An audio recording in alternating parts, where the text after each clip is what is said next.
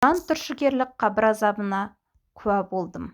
Құрметті оқырман, каналыма тіркеліп, әңгімем ұнаса, лайк басып, комментарийде өз ойларыңызбен бөлісіңіздер. Бұл оқиға 1981 жылы Ақтөбе облысы Ленин ауданының бір ауылдық жерінде болған. Мен сол ауылдың жай қарапайым тұрғыны ретінде осы оқиғаға куә болған адаммын.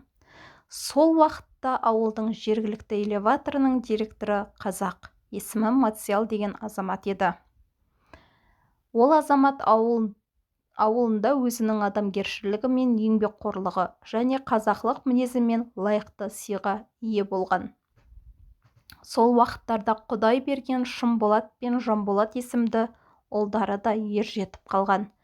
Бұл азаматтың есімі коммунистік идеяға жақын болғанмен, ішкі дүниесі мұсылманшылықта еді. Кеңестің дінсіз дәуірі жүріп тұрған, бірақ партияның рухани жұмыстары тоқырауға ұшырап, жастар бетімен кете бастаған кез болатын. Не дін жоқ, не тәрбие жоқ, жастар әйтеуір өз беттерімен қалыптасып жатты. Қазіргідей дамыған озық техника, интернет жоқ. Бар болғаны кешкісін жастардың барлығы ағылып кино көруге немесе билеуге ауылдың клубына жиналады. Бір күні Матсиялдың Жанболат деген ұлы клубта Витя деген бір орыстың жігітімен шексіп қалады. Ал орыс жігіт ауыл директоры Таркановтың баласы еді.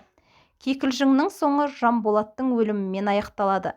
Жігіттер шекскен соң Витя клубтың ішіне кіріп, Жанболаттың қасындағы бос орынға отырып, онымен татуласуға сыңай танытқан болып, жігіттің мойнынан құшақтап алдап отырғанда мойнын шұғыл бұрап кеп жіберген. Жолына едәуір әсер еткендіктен Жанболат қырылдап ұйықтап кеткен. Ешкім оған мән бермеген. Соңынан өліп тынған. Әкесі ауруханаға апарса, дәрігерлер баланың ешқандай жері білінбеген, мойын омыртқасы қозғалмаған дейді. Оның үстіне ауыл директорынан бәрі қорқып, ештеңе көрмедік, естімедік деп куә болудан бас алып қашады. Нәтижесінде Матсиял мырза өзінің баласын орыс жігіті өлтіргенін медициналық тұрғыдан да, куәгерлер арқылы да дәлелдей алмайды. Ауыл аймақ ағайын туыс жиналып, Матсиял мырзаның сабырға шақырып, өлікті жерледі. Десе де әкесінің жүрегі жай таппайды. Шамамен 1 жыл өткен соң Жанболаттың әкесі баласын орыс өлтіргеніне әбден көзі жетті. Оны қазақ жерінде жүріп дәлелдей алмағана қатты кейіп, Мәскеуден экспертиза шақыртады. Мәскеуден 4 дәрігерден тұратын арнайы зерттеу комиссиясы келеді. Экспертиза адамдарына еріп, бір жағынан куәгер ретінде, бір жағынан ағамыз жақта екенімізді білдіргіміз келіп, қабірдегі мәйітті қазып алу үшін 1-2 ағайын бірге келдік. Экспертиза дәрігерлерінің бізге қойған талабы: қабірді ашқан кезде 5 минут аулақ тұрыңдар, себебі өліктен у бөлінеді, деді. Қабірді ашып, өлікті алды. Біз де жақындадық. Байқағанымыз мәйіттің сүйектері аппақ. Тек ауаға шыққанда қарая бастады. Комиссия өлікті оңтайлы жерге қойып, зерттеу жүргізді. Шамамен 3-4 сағаттан соң қорытындысы белгілі болады. Яғни бұрынғы экспертизаның үкімі жойылып, жаңа экспертизаның шешімі шықты. Шешімге қарасақ, өлген мәйіттің сынбаған қабырғасы жоқ, омыртқасы күл-талқаны шыққаны дәлелденген. Сол экспертизаның шешімімен қайтадан іс қозғалып, Витяны 15 жылға сот бас бостандығынан айырады. Сол соттың залында орыс бала еңкілдеп жылап, бүкіл елдің алдында шын сөзін айтады. Ағатайлар, мен баланың қабырғасын сындырған жоқпын. Мен омыртқасын үгіткен жоқпын. Сеніңіздерші, менің бар істегенім тек баланың мойнын қысып, кішкене артқа жұлқып қалдым. Болғаны осы, деді. Витя рас айтып тұр. Оған күмән жоқ.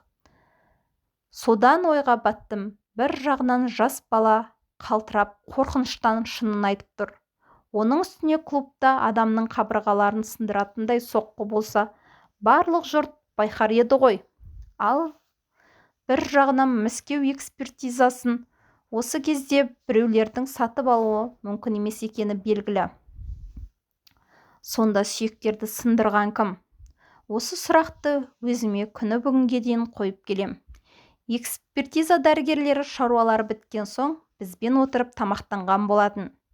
Шәй үстінде олар осы қызметте жүріп түрлі оқиғаларға куә болғандарын әңгімелеп берді.